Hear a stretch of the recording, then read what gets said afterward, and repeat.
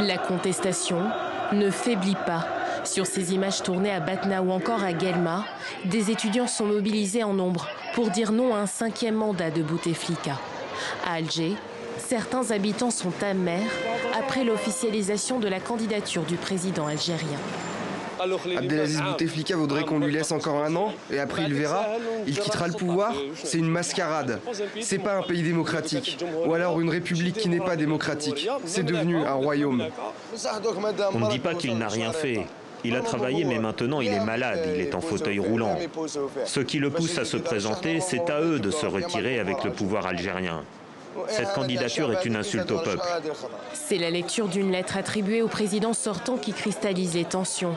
Par la voix de son directeur de campagne, Abdelaziz Bouteflika s'engage, s'il est réélu le 18 avril, à abréger son mandat et à organiser une présidentielle anticipée, à laquelle il assure ne pas vouloir se représenter. Des promesses insuffisantes selon l'opinion. Arrivé à la tête du pays il y a 20 ans, Abdelaziz Bouteflika, 82 ans, a la santé fragile après avoir eu 2 AVC. Face à lui, 19 dossiers de candidature ont été déposés. De nouvelles marches sont prévues vendredi à Alger, alors que le Conseil constitutionnel doit statuer sur la validité de la candidature de Bouteflika d'ici le 14 mars.